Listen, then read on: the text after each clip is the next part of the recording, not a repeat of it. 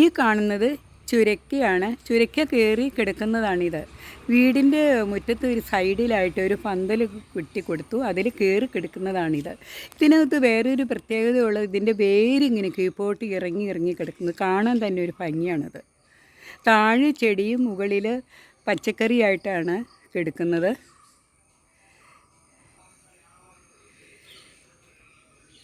ആദ്യമായിട്ടാണ് ഇങ്ങനെ ഈ വേരുകൾ തൂങ്ങിക്കിടക്കുന്നത് ഞാൻ ആദ്യമായിട്ടാണ് കാണുന്നത്.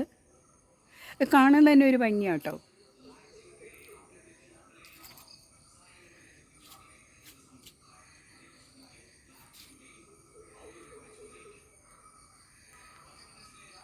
ഇന്ന് ഞാനൊരു ചുരക്ക മുറിച്ചെടുക്കുകയാണ്. വലയുടെ ഉള്ളിലാണ് ആ ചുരക്ക കിടക്കുന്നത്. അത് നമുക്കൊന്ന് കട്ട് ചെയ്തെടുക്കാം.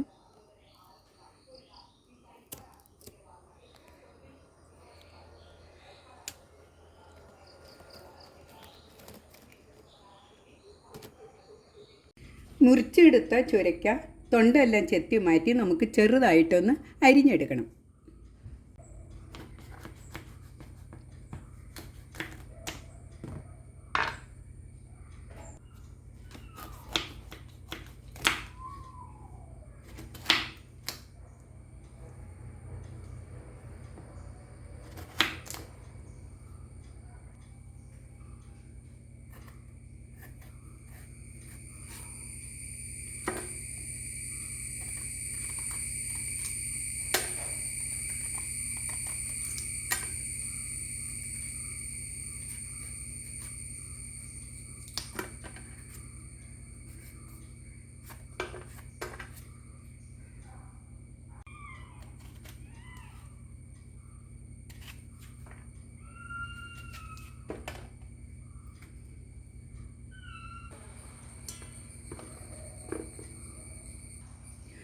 ഇനി ഇത് ചെറുതായിട്ടൊന്ന് അരിഞ്ഞെടുക്കാം.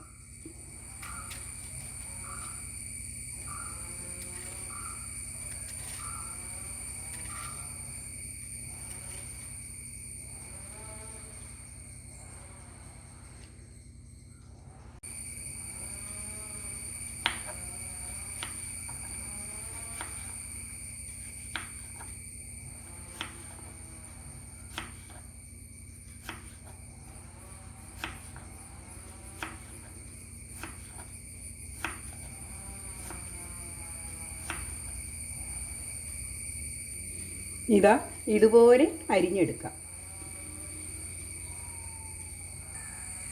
ചുരക്കി ഇങ്ങനെ അരിഞ്ഞെടുത്തിട്ടുണ്ട്. ഞാനിവിടെ പകുതി ചുരക്കിയാണ് എടുത്തിട്ടുള്ളൂ. ഇനി ഞാൻ ചേർക്കുന്നത് നമ്മൾ ചുരക്കയുടെ കൂടെ ചേർക്കുന്ന റൈസ് എന്ന് പറഞ്ഞ് ജീര റൈസാണ്. ജീര റൈസാണ് അതിന് ടേസ്റ്റ് കിട്ടുക. ബിരിയാണിയുടെ ടേസ്റ്റ് കിട്ടുന്നത് ജീര റൈസാണ്. ഇത് ഞാൻ 1/2 കപ്പാണ് എടുക്കുന്നത്. 1/2 കപ്പ് റൈസ് എടുത്തിട്ടുണ്ട്. ഇത് നമുക്കൊന്ന് കഴുകിയെടുക്കണം. ഇനി ഞാനൊരു കുക്കർ എടുത്തിട്ടുണ്ട്. ഇതിലേക്ക് അരിഞ്ഞ് വെച്ച ചുരക്ക ചേർക്കാം. കഴുകിയെടുത്ത റൈസും കൂടി ചേർക്കാം.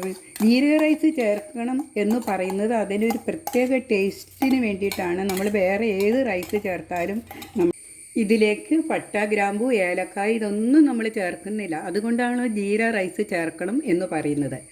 ഇതിലേക്ക് ഇനി ചേർക്കുന്നത് ഒരു നുള്ള് ജീരകം,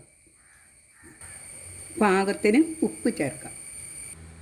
ഇനി ഇതിലേക്ക് വെള്ളം ചേർത്ത് കൊടുക്കാം. വെള്ളം കുറച്ച് മുകളിലായിട്ട് നമ്മുടെ ചുരക്ക അരിയുടെ തൊട്ട് മുകളിലായിട്ട് വരാൻ പാകത്തിന് നമുക്ക് വെള്ളം ഒഴിച്ച് കൊടുക്കാം. ഇത്രയും വെള്ളം വേണം. അരി വെന്ത് കഴിയുമ്പോൾ കുറച്ചുകൂടി ഈ വരുമല്ലോ, തിക്കായിട്ട് വരും. 2 വിസിൽ വരുന്നത് വരെ നമുക്കൊന്ന് വേവിച്ചെടുക്കാം. അങ്ങനെ ബിരിയാണി ടേസ്റ്റിലുള്ള ചുരക്കക്കഞ്ഞി പാകത്തിന് വെന്ത് വന്നിട്ടുണ്ട്. ഈ കഞ്ഞിയുടെ കൂടെ ഒരച്ചാർ മാത്രം മതി നമുക്ക് കഴിക്കാൻ.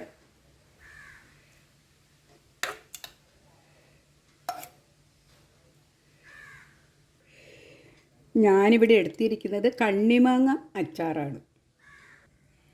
ഈ കഞ്ഞിയുടെ കൂടെ കഴിക്കാൻ ഞാനിവിടെ ചീരയില തോരൻ എടുത്തിട്ടുണ്ട്, അതുപോലെ കണ്ണിമാങ്ങ അച്ചാറും. എല്ലാവർക്കും ഈ വീഡിയോ ഇഷ്ടപ്പെട്ടെങ്കിൽ ഒന്ന് ലൈക്ക് ചെയ്യുക, കമൻറ്റ്സ് അറിയിക്കുക. സബ്സ്ക്രൈബ് ചെയ്യാത്തവരാണെങ്കിൽ ഒന്ന് സബ്സ്ക്രൈബ് ചെയ്യുക. പുതിയ വീഡിയോയുമായി നമുക്ക് വീണ്ടും കാണാം.